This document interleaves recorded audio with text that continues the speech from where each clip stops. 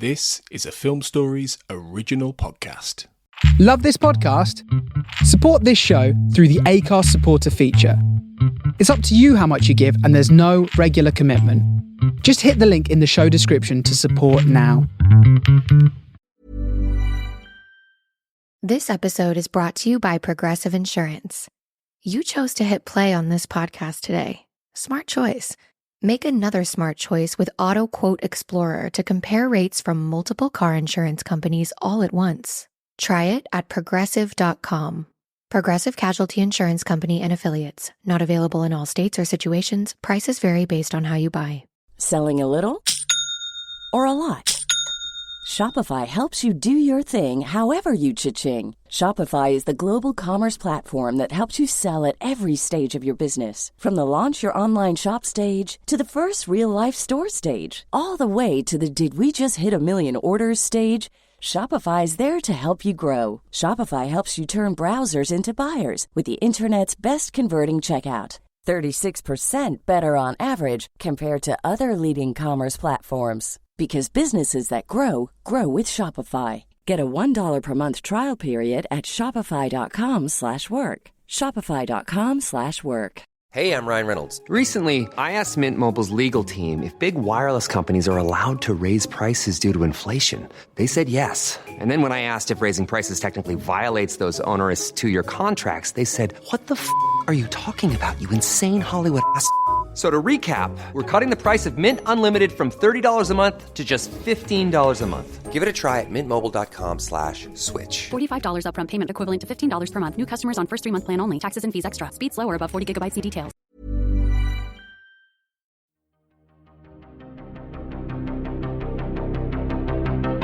This is Writers on Film, the only podcast dedicated to books on cinema.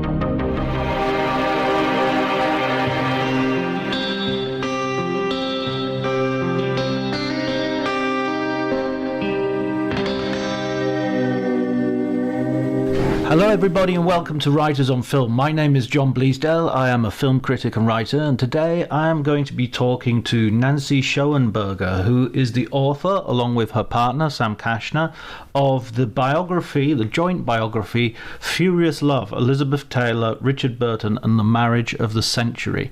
It's a wonderful read. It's a book that I've been meaning to read for a long time, and I was so pleased to talk to Nancy about the book.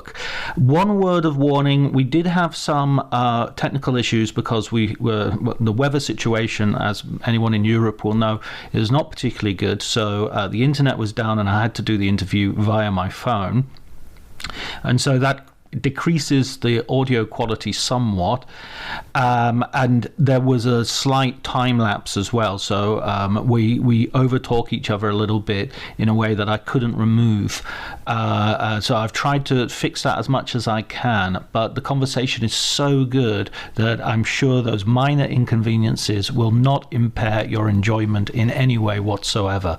So if you enjoy the episode, please remember to like, review, spread the word across the social media landscape. But before you do any of that, enjoy. And you will, I promise you, you will enjoy this conversation.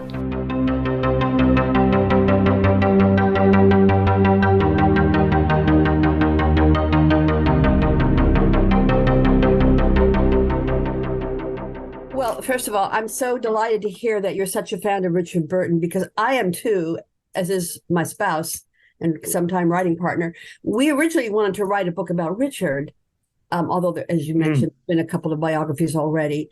The biggest, maybe Melvin Bragg's, which included a lot of Richard's writings in his diaries, which we drew upon, of course. But, when you go into the publishing world, well, no, can't you write about Burton and Taylor? That's what people wanted to read about. And so, well, why not? That was a fascinating part of cultural history, sort of the beginning of the paparazzi era. And they were so famous. It was an extraordinary, for them, 13 years all told. So that's what we do. We expanded the book and came up with this idea of just writing about their romance and two marriages. But Burton is I still consider him one of the, if not the most compelling actors of the 20th century. His voice, people talk about his voice, that Welsh voice, so well trained, is poetry.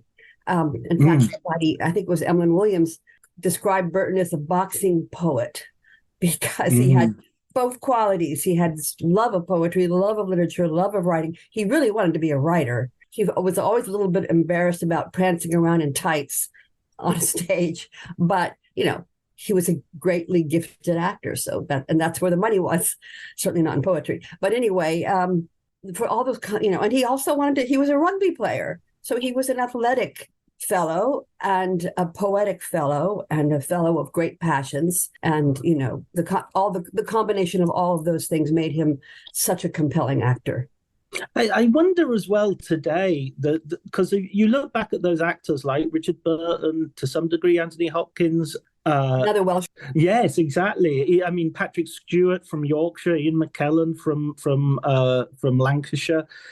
And they're all these sort of regional, mainly working class voices. And nowadays we have Benedict Cumberbatch. Yes, I like him too, but that's a different kettle of fish. The actors you mentioned, they bring a kind of roughness, a kind of virility, a different kind of experience to their acting roles that is irresistible to a lot of people, including me. Burton was. That was not his given name. He was born Richard Jenkins, the 11th of 12 children. And his mother died when he was 2. But later in life, when he was a young teenager, he was taken in by a teacher and a BBC commentator and theatrical sort named Philip Burton. And he took Richard in as his ward and gave him his name. Hence, he was Richard Burton instead of Richard Jenkins. And he trained him. He trained him to speak. He had great material to work with. But if you want to get a sense of what that was like for young Richard Jenkins, see his first major film role in Emlyn Williams' The Last Days of Dol Wynn, which is a delightful movie. And he's wonderful as a young country boy who wants to learn English. I think it is set in Wales. So he is what he was, a young Welshman, trying to learn English, trying to improve his voice. And so he goes out into the dales and, he speaks at the top of his voice and yells and screams at the wind and all of that to strengthen and improve his voice and to learn English.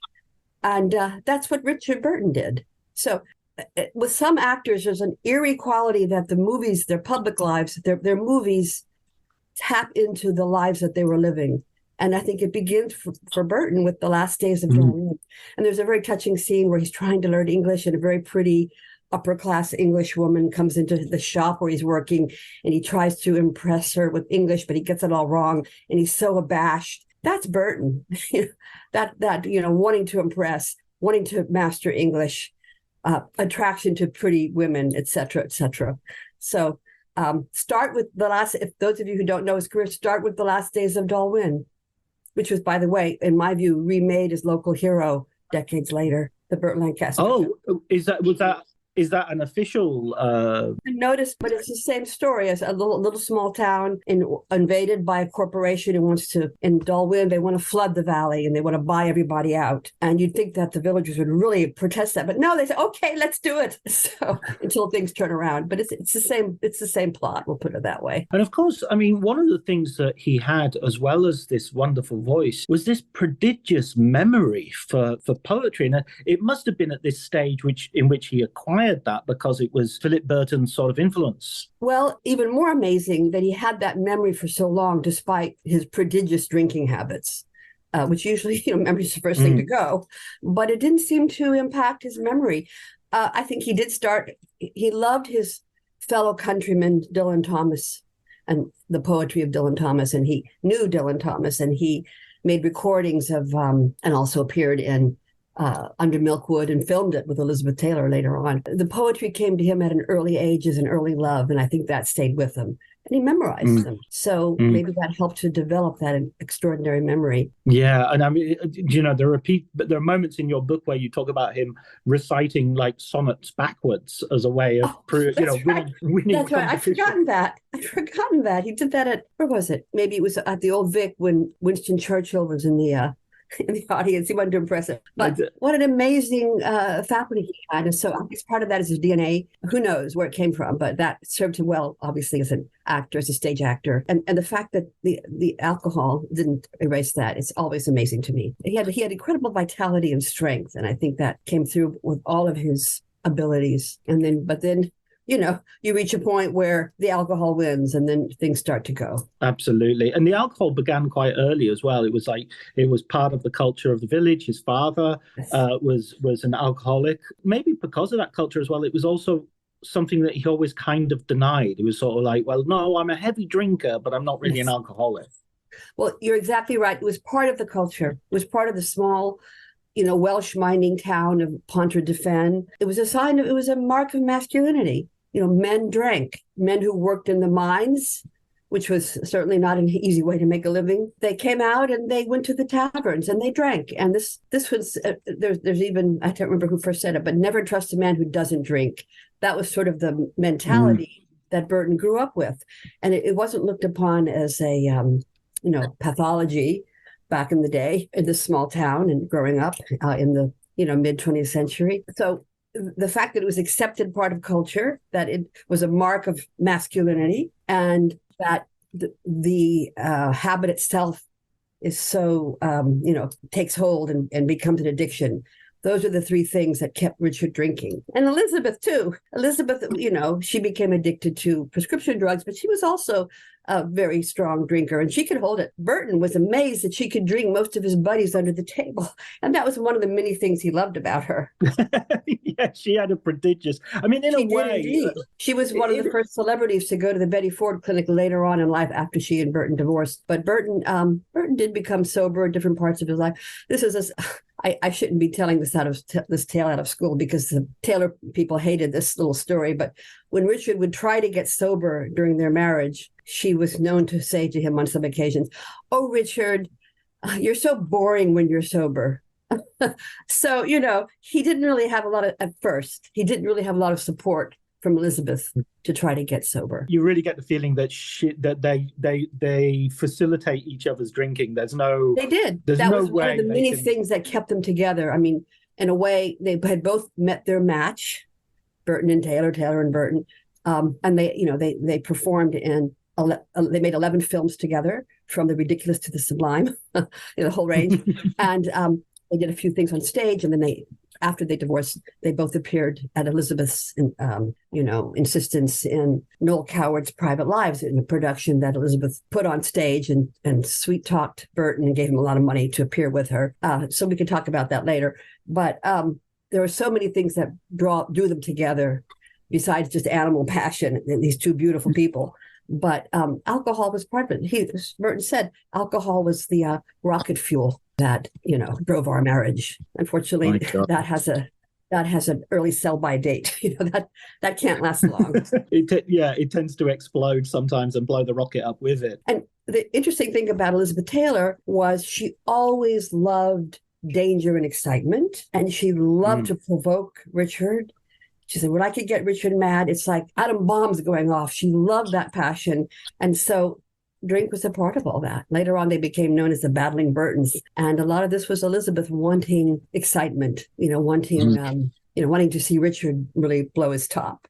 So that was part of their marriage, too. Roll a hand grenade into the party and see what happens. Exactly. Yes. Well, Taylor is so interesting. She is one of these rare women who was born to rule. You've heard that expression, short women rule. And she could do it because she was a beloved international movie star at the age of 12 when she was in National Velvet. And she was perfect for that because she could ride a horse and she was English. Mm-hmm. Those are the first two criteria that they wanted. And she's charming in that. But that made her a star at MGM. It gave her a lot of power and clout at MGM. And so by the age of 12, she ruled the roost. So who's gonna partner with her? She's always going. I mean, she's this incredible beauty and very alluring personality, but she's always going to rule the roost. She was just born to it, and then, achieved it, but also, it was thrust upon her, and she grabbed it. She grabbed the reins. She once told Louis B. Mayer off when she was a little girl, when Mayer, the head of MGM, insulted her mother. Her mother was kind of a stage mother back then. She said, "Don't talk to my mother that way." And he backed off because he knew this was his prize, product here, Elizabeth Taylor. And from the age of 12 to tell off a major studio head and get away with it, she ruled. Yeah. And so, people make fun of her that she had 8 marriages to 7 husbands, but who's going to stay? Who's going to keep up with her? So we felt that with Burton, she met her match, someone who was not as famous yet, but in England, in theatrical circles on stage, he was, the heir to Olivier and Gielgud, and she considered him a greater actor than she was. And in some ways, I mean, certainly he's a theatrical actor. I actually agree with that assessment. But after they were married, she said, "Oh, please call me Mrs. Burton. I'm just a broad, but my husband is a great actor." She had very little vanity for a woman with kind of preternatural beauty and, strong acting talent and amazing presence on screen. She didn't have any personal vanity. She was very smart, very shrewd. She could sum people up like that. And when she met Richard, this was a guy who could stand up to her and equal her, and in her view, in some areas, surpass her. So, what's not to like? I mean, it's amazing that they're coming from these 2 different places as well. There's a theatre meets Hollywood. He'd already gone to Hollywood, but he'd gone as a little bit of a rough diamond, and he'd been a bit obnoxious, and his first films had not been... Well, Hollywood really didn't know what to do with them. I mean, I've watched all of his early films, and, I've watched them as a Burton completist rather than somebody, they're not great, are they? No. My Cousin Rachel, maybe. Yes, well, and that was his first Academy Award nomination. He was nominated 7 times, never won. Although, in my view, he should have won for playing George in Who's Afraid of Virginia Woolf. That's just a searing performance. But anyway, yes, they didn't know what to do with him. And in one of those, and his first attempt to conquer Hollywood, which didn't really get him anywhere, he did run across Elizabeth Taylor at a party given by Gene Simmons. He was kind of struck by her beauty, but she knew his reputation as a womanizer preceded him, and she wasn't going to give into that. So she just snubbed him, and he noticed that he was being snubbed. That was their very first meeting. Years later, they would meet on the set of Cleopatra. And that also began with each of them, trying to ignore or put down the other. Both were aware of their reputations. And, she said, "I'm not going to be another notch on his belt." So she resisted him at first, and he insulted her. I won't say what he called her, but it's in all the books, Miss Blank. But he was interested in her at first. I mean, he was struck by her beauty, but he was interested in her at first because he thought, "Aha, if I, connect with Taylor, I can start. I could get the big film career that I want." That had eluded him so far. You're right; it eluded him so far. So ambition, as well as sort of passion, started that romance, and then it became like he's got hold of the tiger and he can't let go. It became into a life passion. And they're both married at this point. In fact, Taylor's been married several times. Burton's married, has a sort of long-standing, not only a sort of a marriage in which there's a certain arrangement has been made, shall we say? Yes, that's right. So Burton was married to his first wife, Sybil Burton, a girl from a Welsh girl. We had interviewed the late Robert Hardy when we were researching this book over 10 years ago. He was wonderful, and he loved Burton, and they were together at Oxford as young men. And he fought, and they also were co-starred in the Spy Who Came In from the Cold. So he knew Richard from an early age. And he also knew Sybil Burton. And she was a wonderful, wonderful woman. People just were drawn to her. And that was a good, solid marriage. But here's this, the swaggering, handsome, passionate Welshman, Burton, who's being lauded on the stage. And women came his way, and he didn't step out of the way. They did have an arrangement that he could have his dalliances, but he said, "I'll never leave you." just allow me my little side things. And the side things included like Claire Bloom, some very major, fascinating actresses. But they did have an arrangement. So Burton was married to Sybil Burton. And of course, Elizabeth Taylor was married at that time to Eddie Fisher, because she had a horrible early marriage to Conrad Hilton, the heir to the hotel empire. And he was just one of these little rich, clueless brats who physically abused her. That marriage lasted, I think her mother had wanted her to marry money. So she did, but that didn't. And then she married, she turned the opposite, went in the opposite direction and married a man 20 years her senior, the actor Michael Wilding, wonderful, charming English actor who, looking at it from the outside, it looks like she married her father. He was closer in age to her father, a kind of elegant and charming Englishman. Elizabeth's family were raised in England, although they were from Ohio. They were Americans. Or not Ohio. Was it Ohio, Kentucky? I don't remember now. But anyway, Kentucky, I think. So that marriage produced her 2 sons. And then I always felt a little sorry for him because he captured this amazing prize, Elizabeth Taylor. But he'd been a promising and well-liked actor in England. When he moved to Hollywood, they didn't gravitate towards him. And the best he could do is he became a casting agent. So his career as an actor was over after he married Elizabeth Taylor. But they had 2 kids, and then that marriage lasted several years, broke up, and she fell in love with Mike Todd, this very dynamic theatrical impresario. And it kind of a vulgarian, powerful, commanded a room, made a lot of money, vulgar, loved to swear, but Elizabeth loved to swear too. So they both also liked to fight. They both they had strong passions. And she thought, I finally have a real passionate love match. And of course, sadly, he died a year into the marriage in a tragic, his plane crashed. I always thought it was ironic that his plane was named the Lucky Liz, but it wasn't very lucky for him. After his death, forgive me for recounting all this marital history, but we'll get to Burton in a second. She married Mike Todd's best friend, Eddie Fisher. And so in a way, it was a marriage of these 2 people consoling each other on the death of Mike Todd.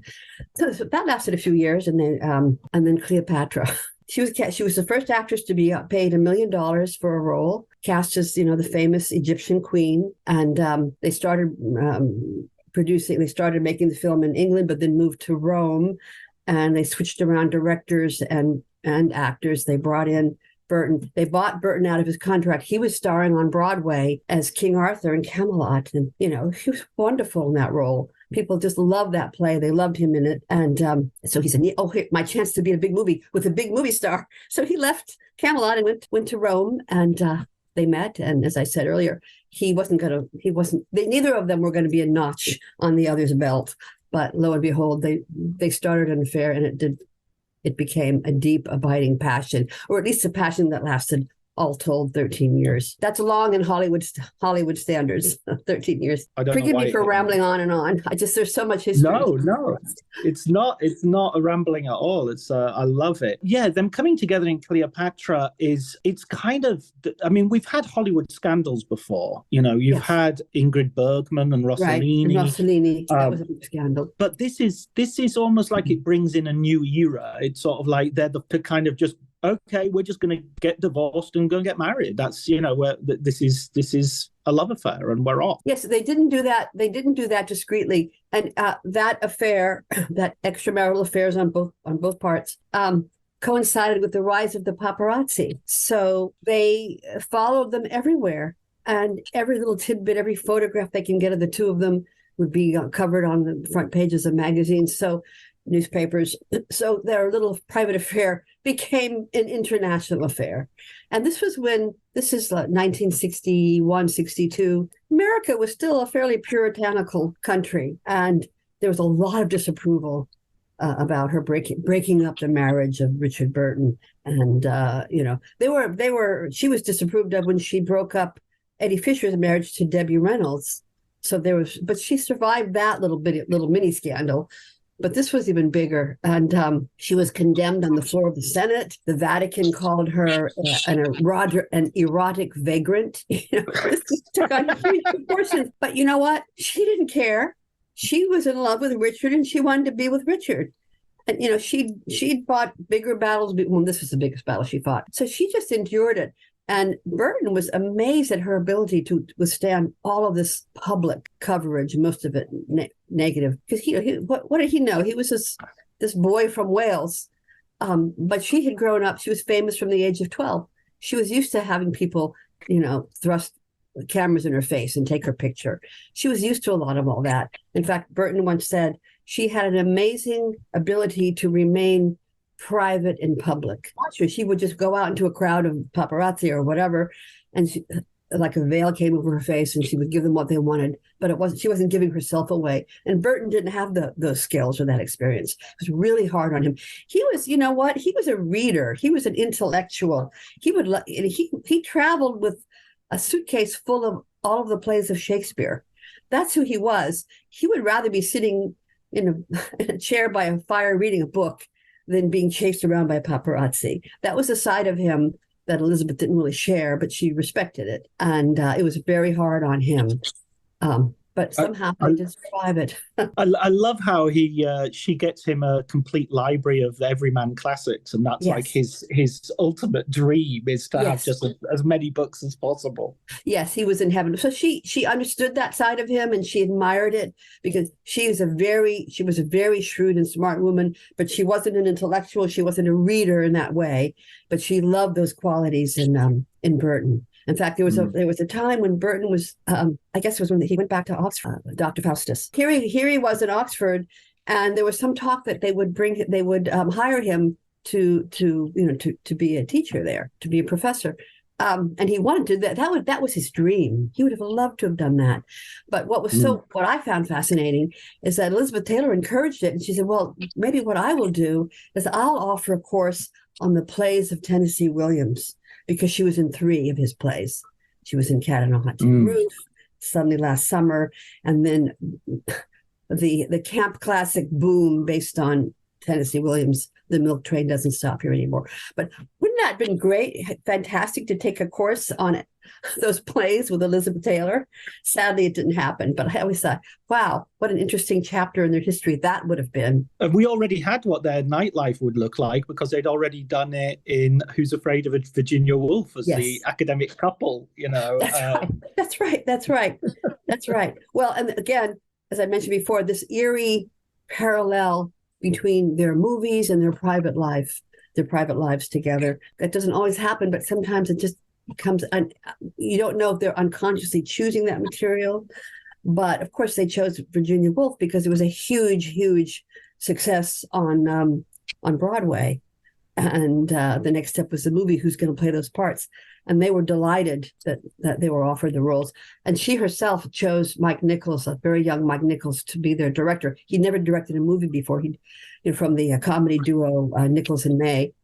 But he came on and directed them. And that for him was the beginning of a spectacular directing career. And he did it, it's a great movie. It's hard to watch. It's really rough. But in it, the two couple, the Martha and George, Elizabeth Taylor and Richard Burton, fight constantly, saying unbelievably cruel things to each other. But you see there's a passion and an enduring love between them. So there's tenderness amongst all of this betrayal and fighting. But this was at a time when they became known as the battling Burtons. Mostly at her instigation, they fought. And when they would travel, for example, they always in London, they'd always stay at the Dorchester.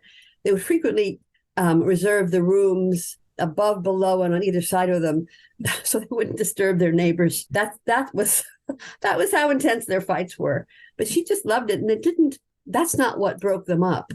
That was something that she enjoyed, and he was just so enthralled to her. I guess he endured it. Yeah. And I mean, it's that sort of fiery intensity. I mean, the title of the book, Furious Love, there's that sense of fury is right in there. Talking about their films, it always surprises me because, Burton especially has this reputation as a wasted talent, an actor who never, when you look down his list of films, it always surprises me how many great films there are. That for a wasted talent, he didn't waste much of it. That's right. Certainly more than a handful of great films and a lot of fun films to watch and a lot of bad films, but that's true of any actor's career. People love to talk about the wasted talent, but he worked up until the end of his life. Ironically, his last movie was 1984, the adaptation of the George Orwell novel. And that was the year he died, 1984. And you can see he's a small role playing the sort of the Grand Inquisitor who tortures, I've forgotten the character's name, was it Wilson? But he... Winston Smith, yeah. Winston, yes. He tortures him with his questioning and confuses him. And it's classic Burton. Here he is at 58, old because of his lifelong drinking, white-haired, that face which was always haunted, even more haunted, yet still sort of very attractive and compelling. And that voice is still there. And that look on his face behind his eyes of kind of regret and world weariness was perfect for the role. And this is our last image we have of him making that film. But he gave a wonderful, wonderful performance. He worked to the end of his life. And as you said, in many terrific films.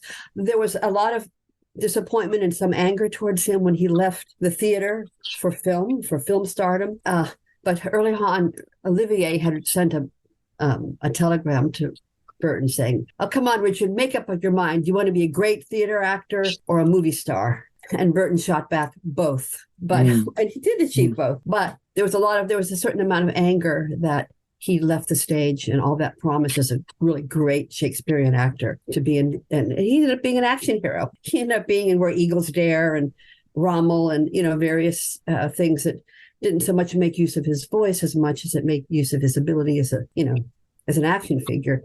So here you take this great Shakespearean trained actor and you turn him into an action figure, but that's Hollywood, right? That's where the money was. So there was a certain point in his marriage to Elizabeth where he began making more money than she did. And that was a sort of turning point too. And I mean, the films they make together, I have a lot of time for even the disasters, but the great ones, Taming of the Shrew is wonderful. I think so too. It is wonderful.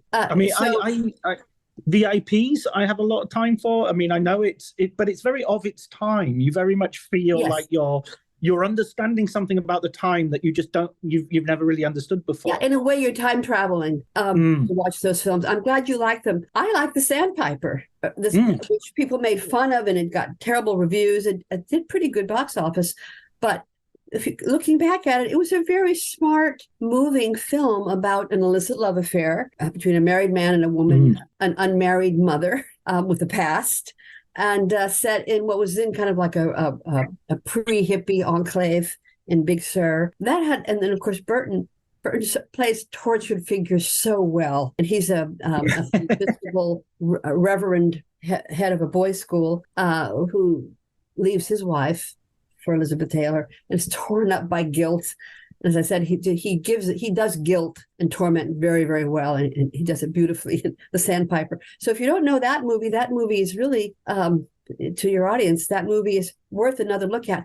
The same as The VIPs. I think there are a lot of great moments in that movie as well. Again, Burton suffers magnificently, trying to hold on to his, as a wealthy tycoon, trying to hold on to his trophy wife who's about to leave him for another man. But you're right, the costumes, look how easy and glamorous air travel was back in the 60s. So it's so interesting to see all of that. And they're playing versions of themselves as they did in so many of their movies.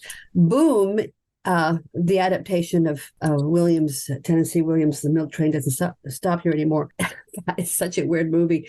It's John Waters' favorite movie, and it's just pure camp from beginning to end. They're totally miscast as the lead characters, and they were drinking throughout the whole movie. So at one point, there was an accident in their trailer, and all of this, they were drinking Bloody Marys. That was the drink of choice because you get the vitamins from the tomato juice. So they thought that was a healthy alternative. And at one point, there was a mishap in their trailer, and a whole thing of Bloody Mary spilled out, and so this red substance was pouring out of their people thought, oh my God, they killed each other. But so there was a lot of goings on while they made Boom, and it's just a crazy, silly, campy film. But it's fun. It's fun to watch them. And they're always making, even the campy films, as you say, they're always making them with high quality people. I mean, Joseph Losey directs that. He directs Burton again in the assassination of Leon Trotsky, which, it's I'm not going to make a case for it being a great film, but, you've got Alain Delon in that film. You've got a whole, there's stuff going on that's just fascinating. Well, Elizabeth always commanded the best, and she got the best. And to her credit, she wanted to work with Joseph Losey, who was an avant-garde director, not really in her, not really who she was, but she didn't want to just make Hollywood movies. She wanted to expand her abilities and be in more art, quote unquote, arty or artistic films. And they didn't always work out. She did The Secret Ceremony with Losey, which didn't get very good reviews, and Boom, and not among her best movies, but still fascinating. And it's to her credit that she wanted to expand what she could do and work with edgier, more avant-garde directors than she had. I was going to say, she's very loyal to directors. She was responsible in part for bringing Joe Mankiewicz in to finish directing Cleopatra. And he sort of took over the whole production, rewrote the script. He did the whole thing on amphetamines because it was such a huge production. And so it has a kind of amphetamine grandiosity to it. But she had worked with him in Suddenly Last Summer. And she's wonderful and compelling in that movie. So she knew quality. She knew and George Stevens, who directed her in Giant, she wanted to work with him again, and she did. And I've forgotten which film that was. But she was very loyal to the directors who she could flourish with. Oh, I think it was his very last. Hey, I'm Ryan Reynolds. At Mint Mobile, we like to do the opposite of what Big Wireless does. They charge you a lot. We charge you a little. So naturally, when they announced they'd be raising their prices due to inflation, we decided to deflate our prices due to not hating you. That's right. We're cutting the price of Mint Unlimited from $30 a month to just $15 a month. Give it a try at mintmobile.com/switch. $45 upfront payment equivalent to $15 per month. New customers on first 3-month plan only. Taxes and fees extra. Speed slower above 40 gigabytes. See details. Hey, it's Mark Maron from WTF here to let you know that this podcast is brought to you by Progressive Insurance. And I'm sure the reason you're listening to this podcast right now is because you chose it. Well, choose Progressive's Name Your Price tool, and you could find insurance options that fit your budget, so you can pick the best one for your situation. Who doesn't like choice? Try it at Progressive.com. And now, some legal info. Progressive Casualty Insurance Company and Affiliates. Price and coverage match limited by state law. Not available in all states. Film, wasn't it? He was maybe her and Frank Sinatra. I forget the title though. But John Huston is another one. Sorry. It's okay. I'll just drop a clip of my voice saying the title here at this point in the conversation. The only game in town. John Huston. She both of them worked separately with John Huston. There's Night of the Iguana and Reflections in the Golden Eye. Yes, that's right. Night of the Iguana. Another Tennessee Williams play, adapted into film with John Huston. That's a wonderful movie.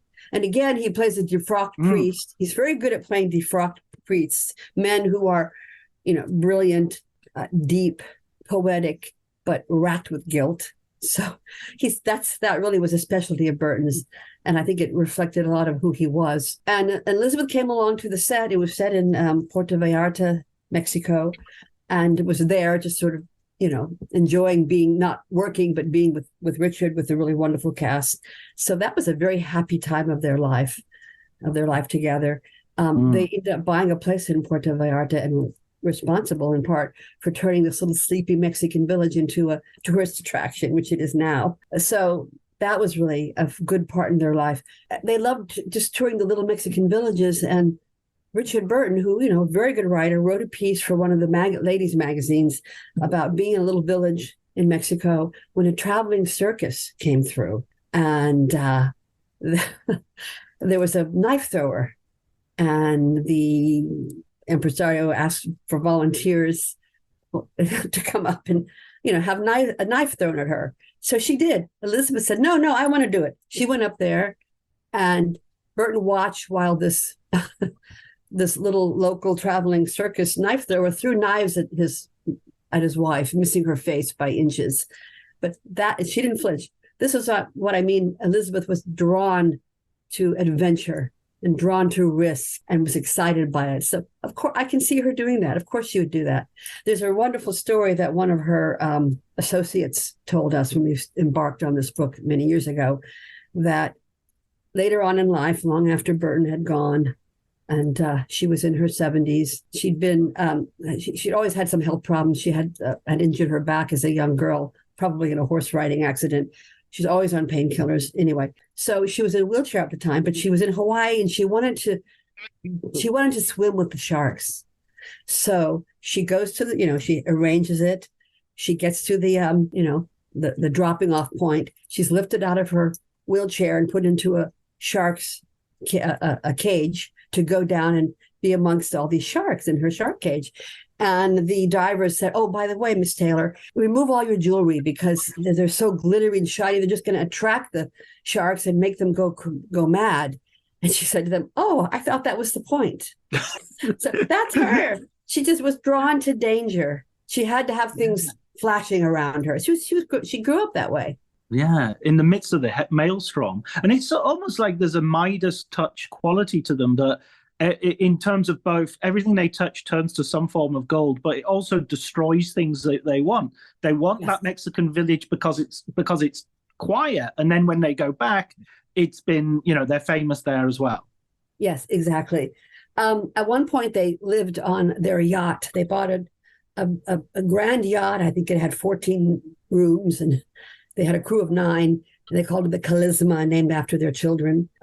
And they spent at least 2 years just, yachting around the Mediterranean from one fancy port to another. And we determined that at that point in their lives, they were too famous to live on land. They had to just stay on their little protective cocoon of that yacht. So in a way, their story is a story of what it means to get everything you want in life.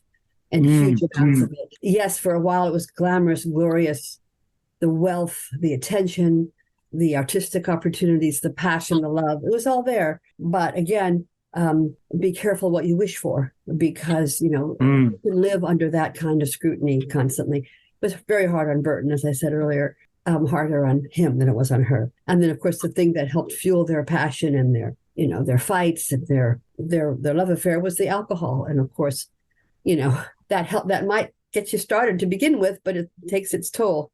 And it really took its toll, particularly on Burton. Elizabeth was able to get sober and, kick her addiction to prescription painkillers. She did all that through the Betty Ford Clinic, and she stayed sober. But Burton tried, and that's what destroyed their marriage. He became just so wounded and rendered. He really could barely work. When he appeared in The Klansman with Lee Marvin, the makeup man came in one morning. The director said, "Would you go ahead and take a look at Burton's makeup?" And the makeup man was, "Oh yeah, he for a man who in the film who plays someone at the brink of death, he looks great." And the makeup man said, "Yes, but I haven't touched him yet. I haven't put any makeup on him at all."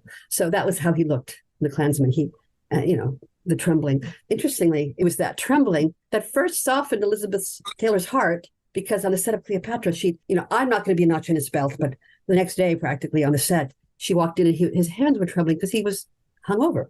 And that endeared him to her because she saw how vulnerable he was and how human he was. And I guess it was maybe the siren call of 2 heavy drinkers, who knows? But that it first endeared her to him. And then at the end of their marriage, their first marriage, they couldn't live together. They couldn't make it work with all that. I get the feeling as well that as it goes towards the end of their romance, he wasn't somebody who necessarily, when he did get sober, and first of all, he wasn't in a relationship where that was ever going to be successful. And secondly, he didn't seem to necessarily enjoy being sober with her. It was like, he didn't enjoy parties when he was sober. He didn't enjoy, it was just he would much rather have just been drinking all that time. Yes, it was a big part of their marriage. It was one of the things that kept them together. Burton, for his credit, for a guy who was known as a womanizer earlier in his life, he was faithful to her for all those years. And I think it became also the only way he could live with that level of scrutiny. And I think he was a guy who loved his privacy. And yet she always had to have an entourage. She would never be, she couldn't be alone. She grew up, as a young actress, as a child actress, surrounded by makeup people and studio people and publicists, blah, blah, blah. So that's how she lived her life. She usually had an entourage of 8 to 10 people wherever she went.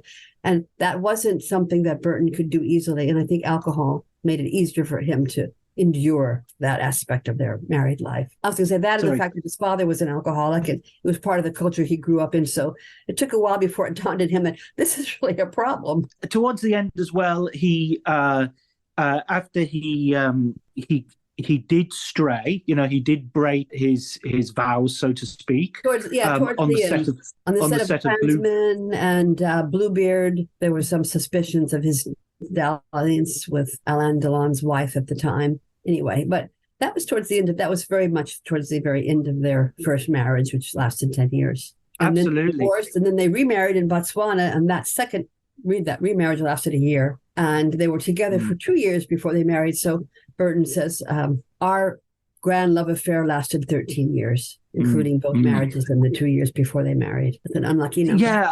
Lucky Liz as well. Like all lucky these. Liz.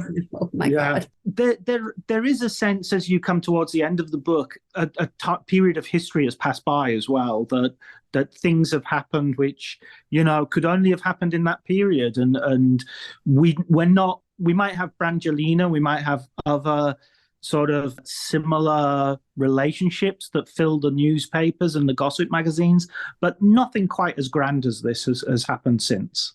You're absolutely right. It was very much of its time, and it was a confluence of the rise of paparazzi culture, the Puritanism of America, and I guess England to some degree, hitting the fact of extramarital affairs and grand passion, and something has to give.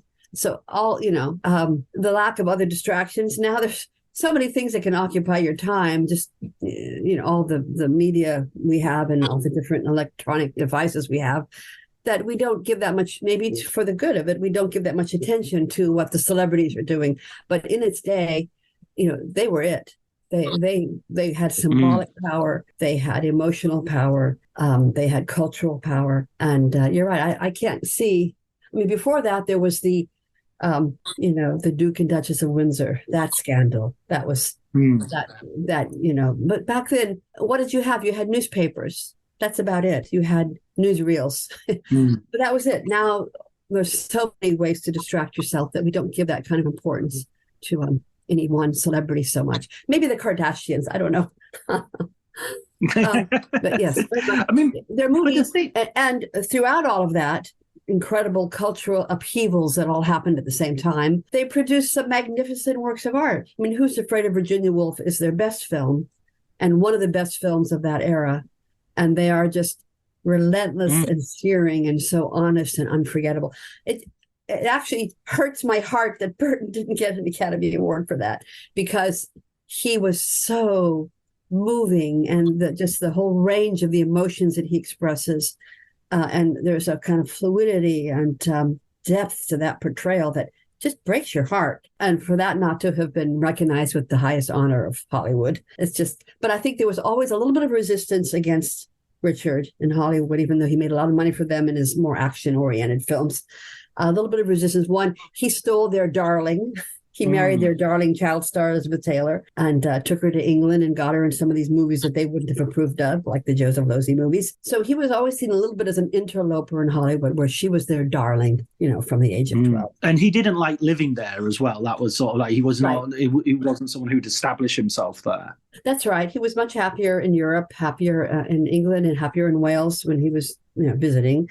And when he married his his fourth wife, Sally Hay, they moved to Switzerland, and he had a very peaceful life there, but it wasn't very long, because he then died of a cerebral brain hemorrhage at the age of 58. And Elizabeth Taylor was asked not to attend his funeral in Switzerland, Séligny, because she was afraid it would turn the funeral into a paparazzi, mayhem. So she didn't, but she went later privately to Burton's grave. And there was this feeling that this had really been the love of her life. And I think it was. I mean, she wasn't with Mike Todd long enough.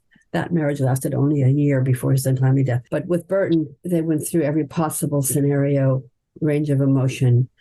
depth of attachment. I mean, that was for her, who tended to dominate any scene she was in. She had met her equal. Absolutely, yes. And before we finish, I'd love to, I'm so aware there are so many films that we haven't mentioned, and so many people and personalities who light up your book who we haven't mentioned. Montgomery Clift we haven't mentioned. We haven't mentioned Equus, which was a wonderful sort of return to form for Burton in the stage, and one of my favorite films. That would be one of the films I would argue he deserved an Oscar for as well. Yes, that's right. Yes. And I also think there are some films that are kind of maybe well worth reassessing. I really love Villain and Medusa Touch, for instance. I think they're very generic and all the rest of it, but they're really good at what they do. So I wanted to ask you, what's your favorite Burton? What's your favorite Liz Taylor film? They don't have to be in both. They don't have to be a pairing necessarily. Well, at the top of that list would be, as I mentioned, Who's Afraid of Virginia Woolf, with both of them. But apart from that, I think Elizabeth Taylor is wonderful in Suddenly Last Summer. Such a strange play. It was a one-act play, turned into a film, adapted for film by Gore Vidal, no less. And we actually spoke to him years ago before his untimely, well, I guess it wasn't an untimely death. He was well on in years. But, and he said, here's this movie about homosexuality, cannibalism, frontal lobotomies. And it was a huge success in, mid-century America. Most Americans have no idea what any of those things even are. But it was just so compelling. Taylor, of course. Katharine Hepburn plays this kind of evil matriarch. Montgomery Clift plays the doctor that she's hired to give Elizabeth Taylor a lobotomy to take out the memory of her of having witnessed the cannibalization of her beloved son. It's just morbid Gothic stuff, and yet because of the star power, Joe Mankiewicz directed, it was a huge success. And Gore Vidal, 40 years later, was laughing about that. My God, how did America embrace this movie? I don't think it would have gotten anywhere in today's world with as fractious as we are now.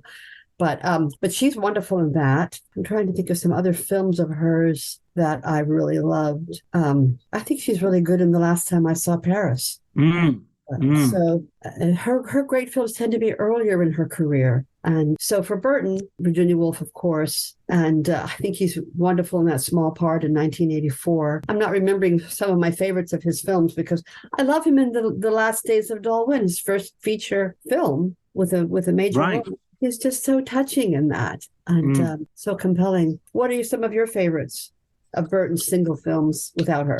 Certainly those that you've mentioned. I think one of his, I really, really love The Spy Who Came In From the Cold, because I think that encapsulates what the guilt and the hauntedness. Yes. And it's like Richard Burton doing a James Bond movie. It's exactly what you get, He was considered to be James Bond at some point, but in a way, you're right. He already did it. He did it in Spy Who Came In From the Cold. Yes, he's chilling in that movie. He's so full of self-loathing, guilt. It's a powerful performance. And it's nice to see Robert Hardy in that film as well. Those two played off each other very well. So yeah, he's wonderful in that. And I think he's wonderful in the Sandpipers. Again, as a guilt-ridden not a defrocked priest, but a married Episcopal headmaster who has this illicit affair. He's wonderful in that. I think he's great in The Night of the Iguana. That's where he plays the defrocked priest with a lot of self-awareness. Absolutely, yes. And again, you just can't take your eyes off him. And that's with a fabulous cast with Deborah Kerr and Ava Gardner. That's the John Huston directed film. But he just shines in that because he's unforgettable. Absolutely. It's probably one of his more uncontrolled performances as well. He doesn't have that grip that he usually has on. He relinquishes it purposely in terms of the character. Yes, and that's something that that's very appropriate for a Tennessee Williams theatrical production. He loves those kinds of doomed, tragic characters who will go the whole distance. emotionally. And Burton does that. Absolutely, absolutely. I have one final question for you, Nancy, which is a question I ask all my guests, which is to give me and to give my listeners a recommended film book, a book which you've read and maybe has inspired you, or a book that you just enjoy. Well, the first biography that I read and loved that made me think, gee, this is a genre I would like to try my hand at, was Gerald C. Clarke's biography of Truman Capote. That's at least 30 years old, but it's just a master of the form. It's so insightful, a great blend of reportage and insight and storytelling. So that's a wonderful book. There's so many, it's hard to choose. I've been doing a lot of work about Tennessee Williams. His name has cropped up a lot today. Right. My most recent book, which came out in April, is about 7 actresses who played Blanche Dubois, perhaps his most famous character from Streetcar Named Desire. So I've been reading a lot about Tennessee Williams. And there's a 2-part biography. I love the first part, written by Lyle Leverich. It's called Tom, the Unknown Tennessee Williams. I'm just reading from the cover. That's a wonderful book. I'm looking at my, also Donald Spato's book about Tennessee Williams called The Kindness of Strangers. I'm looking at my what's on my table is also fun to read. So, okay, what else do I have? Oh, here's a fun book. Can you see it? Nibbles and Me. This was written by Elizabeth Taylor when she was 14 and published by MGM, or they arranged to have it published. And it's about her lifelong love of animals. It's about her chipmunk called Nibbles. And she wrote it and she illustrated it. And you can even, here she is 14. Can you see that? She already had this preternatural adult face, which is why they didn't really like her as a child actress at Universal where she started, because she didn't have that little cute little girl's face like Shirley Temple. She had the face of a grown woman. And that was a little unsettling for people. But this book is really fun. This is my newest book. It's called Blanche, anyway, about 7 actors. Excellent. Blanche Dubois. So anyway, does that begin to answer your question? Yeah, Nibbles and Me has gone the top of my reading list now. For the title You'll have alone. trouble finding it. I love John Huston's memoir. I can't think of the name of it now, but An Open Book. Yes, that's a wonderful memoir. And my first biography that I wrote, as a solo author was called Dangerous Muse, The Life and Times of Lady Caroline Blackwood. And John Huston had lived in Ireland for a while and knew this illustrious Guinness family that Caroline Blackwood had stemmed from. And so that's why I read that book, but I found the whole thing just fascinating. I also loved other recommendations. I loved Patti Smith's first memoir, Just Kids. That's a fabulous book. As is the co-authored book by Keith Richards. What the hell is the name of it? My Life, something like that. That's a really fun, interesting book. Yeah. What I loved about I'm running long, but one of the things I loved about Patti Smith's book was it opens when she tells the story of being a little girl, like 5 or 6, and her mother taking her to Central Park, and she sees this beautiful creature on the lake, just incredibly beautiful with a long white neck and beautiful feathers, and says, "Mommy, what is that?" And her mother said, oh dear, that's a swan. And at that moment, she said, there's a word for that kind of beauty. So the word and the image fused in her mind, and that was the beginning of her life as a poet. So I thought that was just a wonderful telling of when those things come together, the image and the word come together. That is beautiful. Yeah, that is beautiful. My daughter has been recommending that book to me for a long time, so I've got to. It's worth a read, absolutely.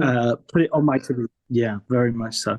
Well, listen, Nancy, thank you so much for talking to me, and thanks so much for the book and the books, because I know you've written lots of books, and this is only one that is hopefully going to start me off on a trail of including your latest. Thank you. But thanks so much for talking to me. Oh, John, my pleasure. I enjoyed this quite a bit. It's so nice to meet another person who loves Richard Burton and gets what was so special about him.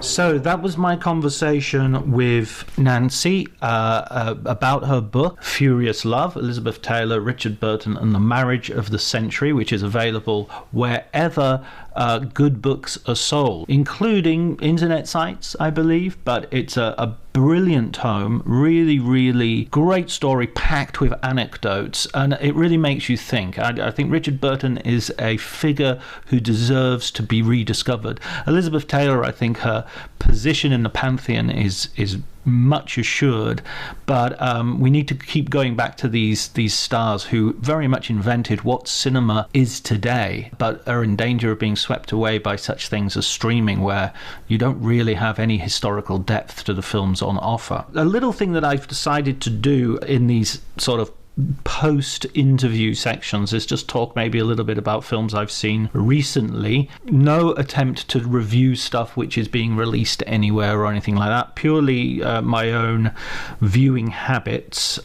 So I watched a couple... Well, first of all, I watched The Fall of the House of Usher, which is the TV show, the Mike Flanagan adaptation of Edgar Allan Poe. And recently I'd also rewatched Roger Corman's Fall of the House of Usher in starring Vincent Price, which is an old favourite of mine. I love that film, the colours, the set design, the costumes, Vincent Price. It's just all over a superb film.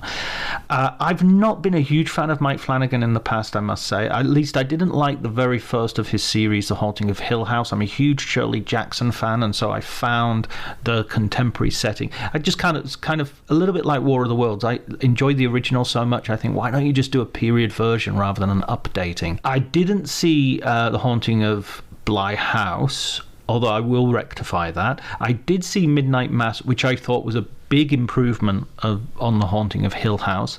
And Fall of the House of Usher is my favourite so far. Of the ones that I've seen. I thought it was absolutely excellent. A really interesting postmodern take on Edgar Allan Poe with lots of wonderful references and a brilliant topicality and sly humour. It was the funniest version that I've seen. It was really, I mean, somebody described it recently on the internet as spooky Succession, and I think that is a worthwhile description. It was really good. The performances throughout, Bruce Greenwood, Carla Gugino, I think her name is pronounced, Mary McDonnell, they were all great across the board. I really like who else was in it that I particularly Willa Fitzgerald, who plays a young Madeline Usher. I think she's a cracking actress, really played her part well. The other things that I've seen recently, well, on the other scale, Evil Dead Rise, the Lee Cronin next chapter, if you like. There's already been a remake of Evil Dead, and now this is another one. This did not impress me, I'm afraid. Everything looked like a movie. Whereas Evil Dead, wasn't exactly Ken Loach social realism. There was a sort of grunginess to it, which made you feel like somehow this film had been, that the actors had been hurt in the making of this film. There was some sense of danger to it. There was even the plasticine monsters. By that time you were so into it, it made sense. Evil Dead Rise has the technical acuity and it has the gloss, but it's that very gloss which, to me, takes away from the horror. All the characters look like actors playing characters. The dysfunctional family trope. There are just so many tropes in this that everybody has a problem that will come out in the horror somehow. I just found it tedious, and the gross out moments as well. Just felt like button pushing to me. On the plus side, last night I did watch John Cassavetes, a film I'd never seen before, actually. I've seen a lot of Cassavetes, but this was one that I had slipped past me. Gloria, film from 1980, often regarded as his most commercial film. This stars Gina Rowlands as a woman who's basically works for the mob in some capacity. You don't really find this out during the film, and it's never really specified, but from her curious set of skills, I would say it's sort of a button woman, a sort of hit woman of some kind. She plays the title role, and she is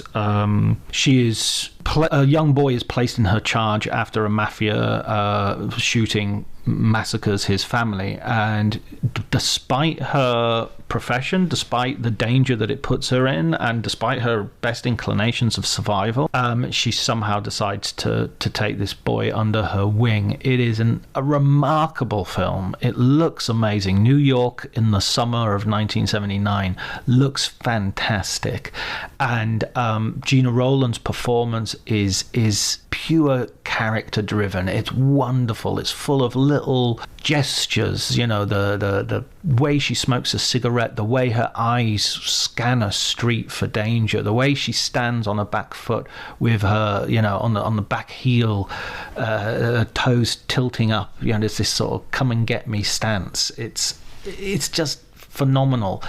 The places themselves, the bars, the hotels, the corridors and staircases of crumbling apartment buildings, magnificently filmed, magnificently directed. Music by Bill Conti has this luscious sort of depth to it. Everything in this film it has a depth to it. You know, even just, you know, people getting up in the morning, 8 o'clock in the morning in Brooklyn, you know, you see things, you know, I think it's something that when you watch recent films, you kind of feel you're missing, in that no film ever feels like it's being shot somewhere real with real people. And this, you know, if the camera gets on the bus, you feel like you're on a bus with normal people. If we enter a railway station, you feel you're going past people as you know, it just feels real. It feels like this is a story that's happening in the world, and it's a generic story. It's a story which is, in some senses, kind of quite you know, formulaic in the way it you know, it's a hit woman with a heart of gold, if you like. And the violence bursts in so well and so surprisingly. And I think it's a real feminist film as well, in that it is about a woman with no real maternal instincts. No, you know, who is a powerful figure of violence. And every time you think she might be in danger or in some way you would expect a kind of behavior that would be like a damsel in distress, she doesn't just match the men, she beats them to the ground, she beats them into a pulp. Her attitude, you know, she cries at one of her the hitmen that she's going after. She shouts at him, you know, come, you know, she's taunting him, come and try it, you'll love it, she says to him, you know, as she brandishes a gun, you know, you'll love it, come and have a go, you'll love it. It's amazing. Oh, such a good film. 5 stars, definitely in my book. So if you haven't seen that, pop it on. It's a cracker. I think it's showing. I think it might be showing on Mubi if you have Mubi. I'm not sure what location it would be, but I think it might be. It might be showing there. I watched it on DVD anyway, so well worth picking up if you haven't seen it. And if you have seen it a long time ago, it's well worth watching again. Okay, so those are the films that I've watched recently. Oh, there's one final one that's worth a mention. I was over in Britain and I saw the Jimmy Savile docudrama, I guess you would call it, with Steve Coogan in the title role, a sort of role that in a way he kind of had been rehearsing since the 1980s, because he was the voice of Jimmy Savile for Spitting Image, the satirical British TV comedy puppet show. Of course, this is not in any way a comedy. This is a drama. This is a very dark drama, a very dark subject matter of an abusive man who basically got away with it for the whole of his life. There is a sense of punishment, I think, in the idea that he sort of dies a fairly sad and lonely man who's seen his career sort of slide away from him, but then is buried as some sort of national treasure, some sort of great, wonderful guy. So it's a tough watch, but it's really well done. And Steve Coogan is fantastic, as you would imagine him to be. The one piece of criticism I might have for Coogan's performance, and this is a choice that I'm sure he was well aware of and conscious of, is that he sometimes didn't quite have what I would have thought was, it seems like a small point, but I'll say it anyway. There's a sort of wide-eyed, astonished sort of innocence to Saville's persona, which he would then use to dominate and hypnotize a room. And I think Coogan plays him more as a sort of his eyes are more hooded, and he's more there's almost like you always see the darkness in him, whereas I think there's a little bit of retrospection about that there were moments where he did appear to be sort of innocent, even though now we look at him as one of the most grotesque monsters that Britain has produced. And indeed, I wouldn't dispute that idea. But that well worth seeing. It's a 4-part documentary. It's available on iPlayer if you're living in the UK. I'm not sure how you can see it internationally. I was in England, so I got the opportunity to watch it. But yeah, very well worth seeing. Gloria, I would put at the top of the list. Fall of the House of Usher and The Reckoning, amazing. And Evil Dead Rises, approach with caution, but not because it's scary, because it's shite. Okay, that's all from me. Next week we will be talking to Pamela. I will be talking to Pamela Hutchinson about The Red Shoes, and hopefully you will join me. Until then, take care.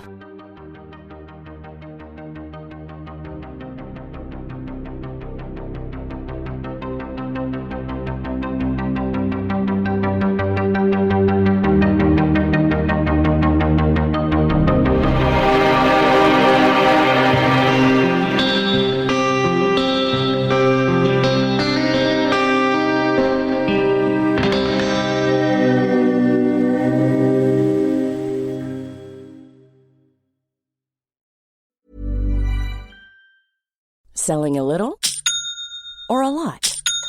Shopify helps you do your thing however you cha-ching. Shopify is the global commerce platform that helps you sell at every stage of your business. From the launch your online shop stage to the first real-life store stage, all the way to the did we just hit a million orders stage. Shopify is there to help you grow. Shopify helps you turn browsers into buyers with the internet's best converting checkout. 36% better on average compared to other leading commerce platforms. Because businesses that grow, grow with Shopify. Get a $1 per month trial period at shopify.com/work. Shopify.com/work. This episode is brought to you by Progressive Insurance. You chose to hit play on this podcast today. Smart choice. Make another smart choice with Auto Quote Explorer to compare rates from multiple car insurance companies all at once. Try it at progressive.com. Progressive Casualty Insurance Company and Affiliates. Not available in all states or situations. Prices vary based on how you buy. My dad works in B2B marketing. He came by my school for career day and said he was a big ROAS man. Then he told everyone how much he loved calculating his return on ad spend. My friends still laugh at me to this day. Not everyone gets B2B, but with LinkedIn, you'll be able to reach people who do. Get a $100 credit on your next ad campaign. Go to linkedin.com/results to claim your credit. That's linkedin.com/results. Terms and conditions apply. LinkedIn, the place to be, to be.